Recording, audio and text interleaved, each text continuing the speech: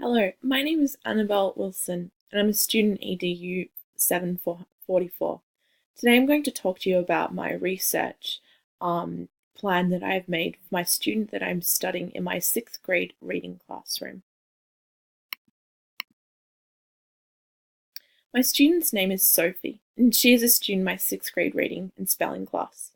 Sophie is a happy and friendly student who has many positive relationships amongst her peers. Sophie recently scored on the 39th percentile for reading on the 2017 Winter New Year test. Sophie obtained a reading score of 210, with 216 being the desired 6th grade reading score. Sophie does not struggle enough to be referred to for special education services.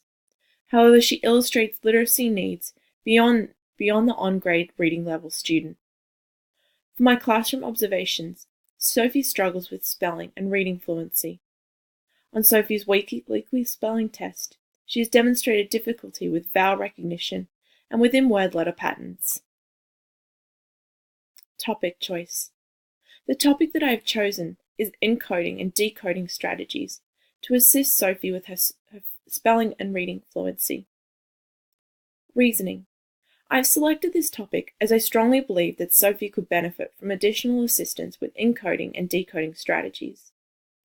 I currently spend 10 to 15 minutes per week working on sorting strategies related to Sophie's weekly spelling words. This 10 to 15 minute block is in addition to 2 other spelling related group activities. While the Journeys Literacy Program offers 1 spelling sort activity, I do not believe that it is enough for students who might be struggling with encoding and decoding. The Journeys Reading Program also has a fluency and decoding section. However, this is not a component that my school district utilizes. I believe that Sophie will benefit tremendously from reviewing foundational skills such as phonemic awareness and letter-sound correspondence. Best practice strategies: encoding and decoding. The following are 3 strategies that I have selected to assist Sophie with encoding and decoding skills. The goal of these strategies are to ultimately improve Sophie's spelling ability and reading fluency. The first strategy I selected was sound boxes or Elkonin boxes. The idea behind Elkonin boxes is to promote phonemic awareness. These boxes encourage students to recognize the individual sounds spoken in words. While I know that this is a strategy practiced at an early elementary level, I believe that Sophie would benefit from exploring her sound letter patterns. My second strategy is word sorts. According to Edmund H. Anderson, students' word knowledge and spelling can be improved through spelling word sorts and categorization activities. Once students recognize patterns within words, such as the long vowel A in bake, date, and late, they can begin to sort words from other words with different letter patterns, such as the long ow sound that is made via the AI in aid and AI in main and wait. My third strategy is manipulating and building words using letter tiles. Tiles or letter cards can be an effective way for students to build words using manipulatives.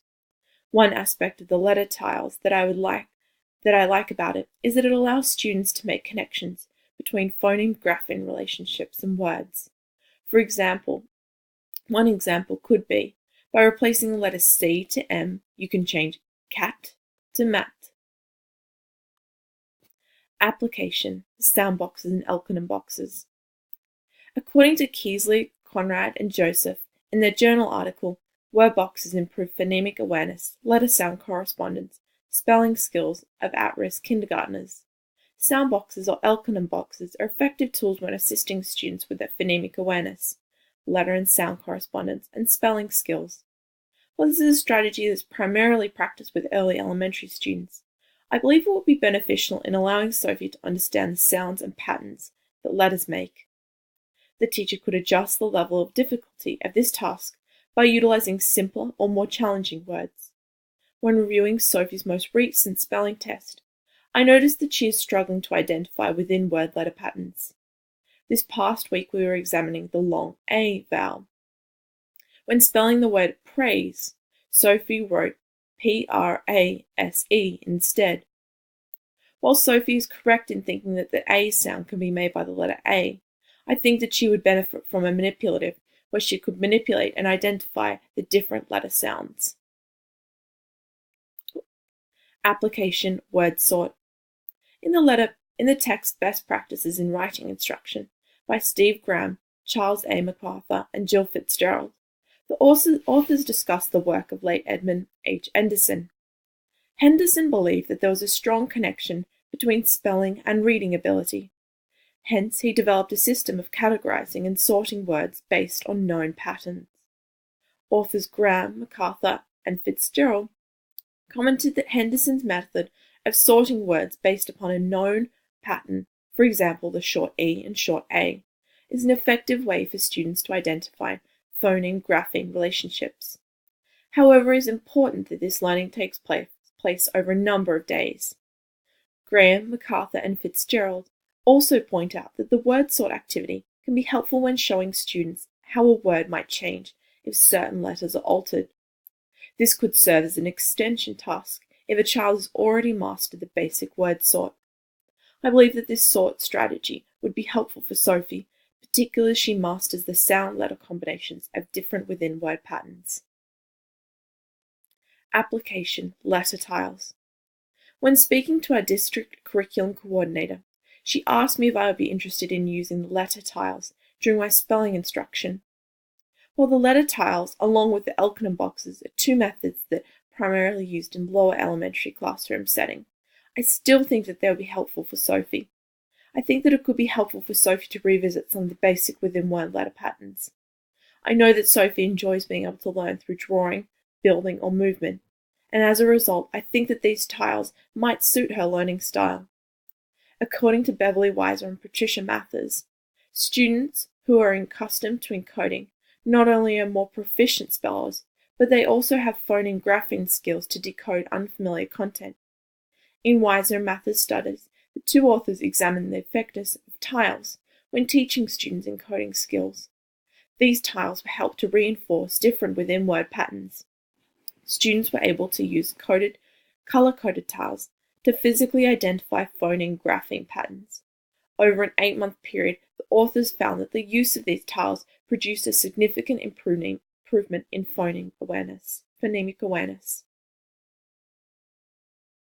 This picture here, this week I just bought some letter tiles, and this is a photo of Sophie and two of her classmates using them yesterday, on Friday. This is a photo of Sophie and her classmates. During this activity, we practiced using Elkin boxes and letter tiles to help them with their spelling sort. They really enjoyed using the tiles and the boxes. Assessment of strategy. The time block during our school day when I would like to work with Sophie is during our designated RTI block. The 6th graders just assigned new RTI groups, and I will be working with Sophie in an encoding-decoding intervention group. I would like to utilize this time to administer some of the intervention strategies that I have outlined. In order to monitor the progress of students within my RTI group, I think that would be helpful to complete a short spelling inventory with them, as well as a running record of each student reading on grade level text.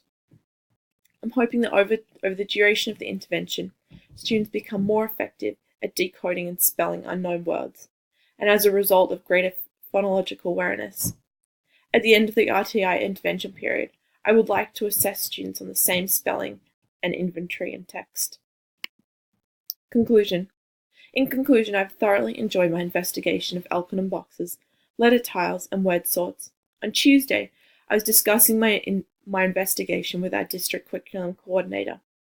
I asked her if there was any way that I might be able to have some letter tiles to utilize in my classroom. 2 days later, I found 4 boxes of letter tiles. I introduced them to my kids yesterday, and they loved using them. I told them that even though letter tiles and tools, they might have seen these used in early elementary school, they can be really helpful when learning about different sounds for within word letter patterns.